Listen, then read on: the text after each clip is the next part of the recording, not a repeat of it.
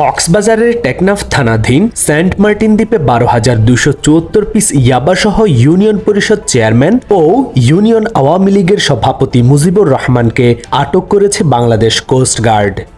মহেশখালীর সোনাদিয়া দ্বীপ সন্নিহিত বঙ্গোপসাগরে অভিযান চালিয়ে 18 জলদস্যুকে গ্রেফতার করেছে কোস্টগার্ড।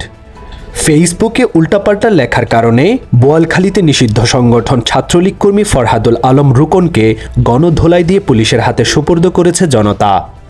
মহেশখালীতে শ্বশুরবাড়ি থেকে গলায় ফাঁস লাগিয়ে ঝুলন্ত অবস্থায় 2 সন্তানের জননী এক প্রবাসীর স্ত্রীর লাশ উদ্ধার করেছে পুলিশ। প্রাথমিকভাবে এটিকে আত্মহত্যা বললেও নিহতের বাবার বাড়ির পক্ষ থেকে পারিবারিক কলহের জের ধরে তাকে হত্যা করা হয়েছে বলে দাবি করা হয়। নিহত গৃহবধূর নাম ইয়াতমিত আক্তার জেমি। তিনি শিকদারপাড়া গ্রামের আবুল কাশেমের মেয়ে।